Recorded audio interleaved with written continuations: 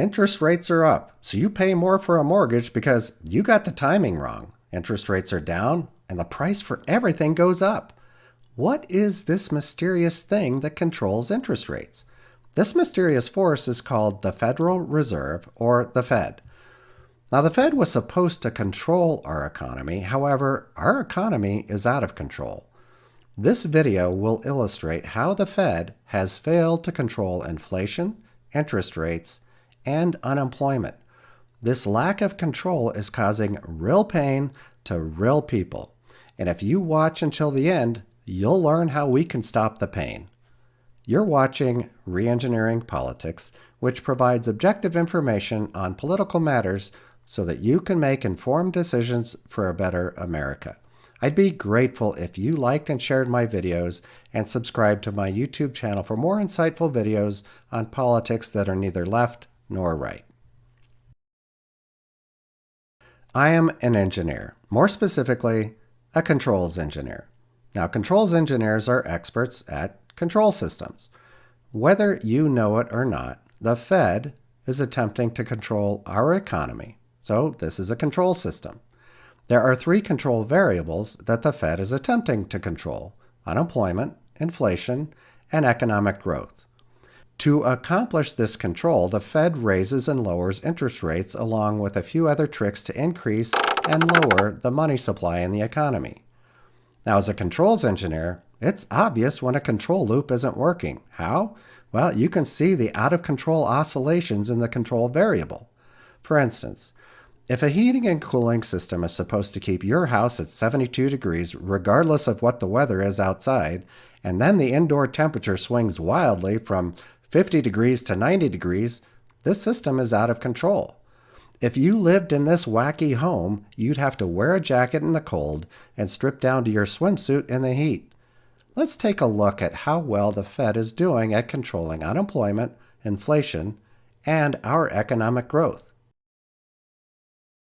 This is a graph of the unemployment rate from 1967 until today. Graphically, you can see that the Fed is attempting to keep unemployment at around 5%. In any case, it's clear that this control loop is not working. Through the decades, unemployment has risen above 11% and it's fallen below 3.4%. So if you visit the Fed's website, they will claim that they're trying to maintain full employment. This clearly isn't the case. If the Fed maintained full employment or 0% unemployment, the Fed believes wages would rise too high, fueling inflation. This is a graph of yearly inflation since 1967. The Fed is attempting to keep inflation around 2% per year. Economists at the Fed believe that if there weren't at least a little bit of inflation, our economy wouldn't grow as fast as it should.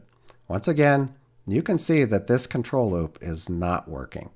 Inflation reached 15% in the 1970s, and as recently as 2008 went as low as minus 2%. This graph shows the real GDP per capita growth in the United States from 1947 until today. I mean, wow.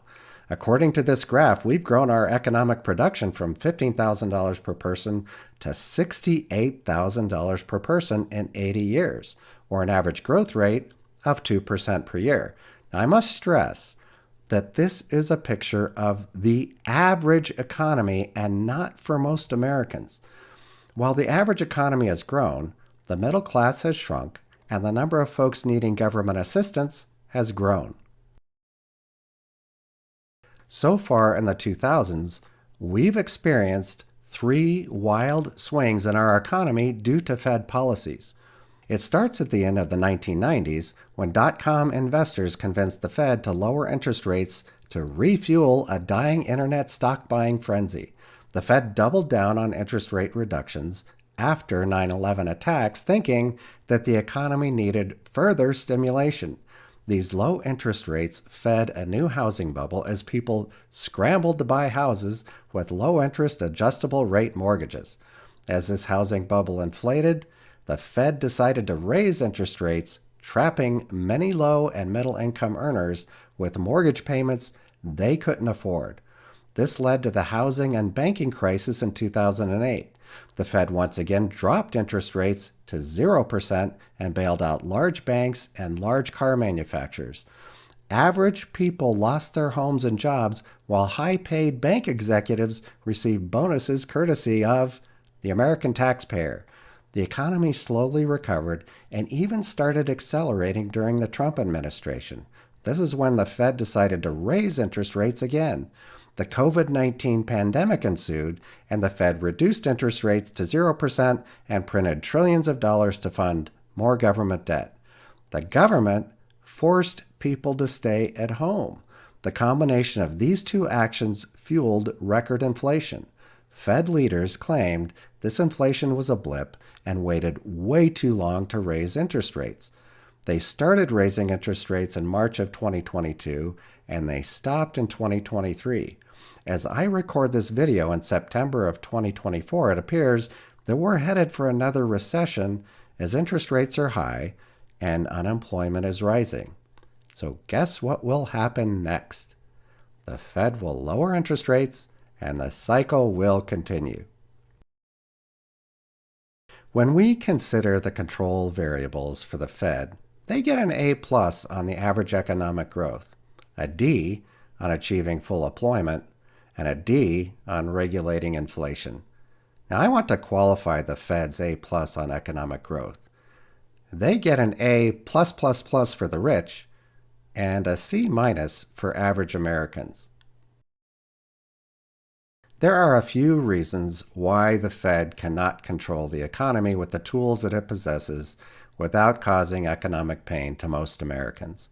The first is that government spending and taxation are at odds with the controls being put in place by the Fed. And in fact, in most cases, the government forces the Fed into wacky action. The second has to do with control theory. Now, in control theory, only one control variable can be controlled at a time. The Fed is trying to control 3 control variables with one input. Their one input is money supply, and their 3 outputs are unemployment, inflation, and economic growth.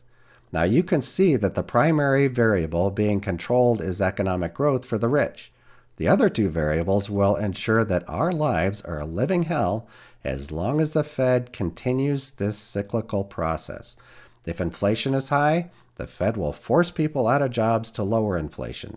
If unemployment is high, the Fed will force inflation higher. These 2 control variables are at odds and they can't be controlled by a single input. When our economy is out of control, it is painful.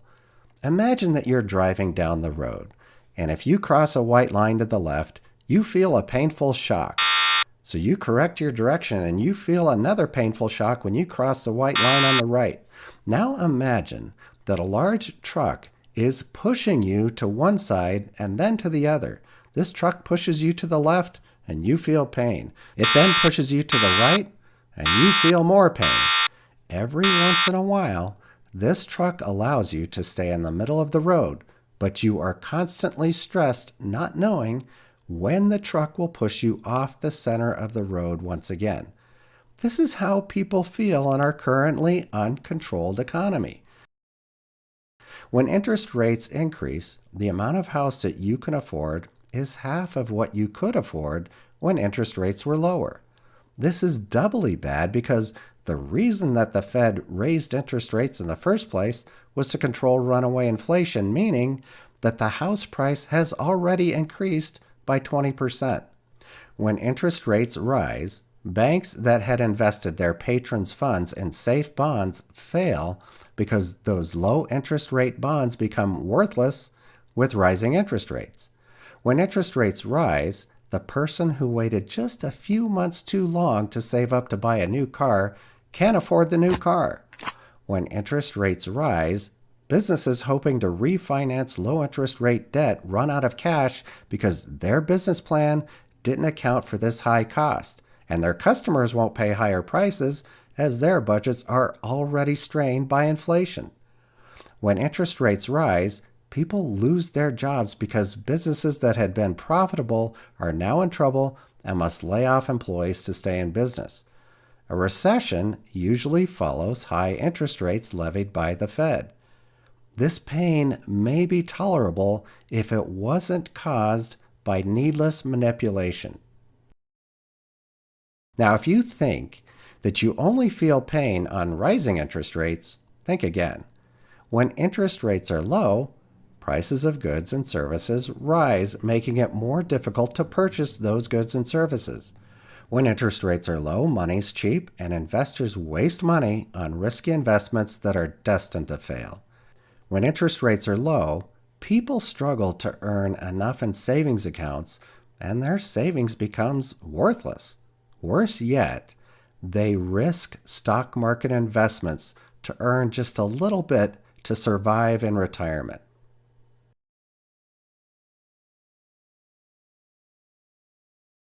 The stock market has turned into a gambling casino that a cheating dealer controls called the Fed.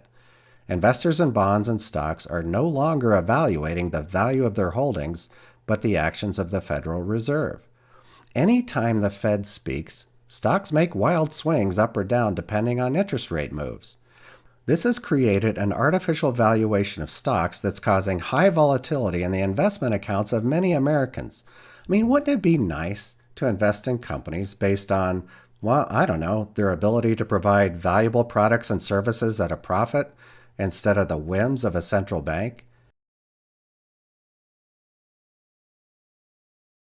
Central banks became popular when governments needed money that they couldn't get from the public.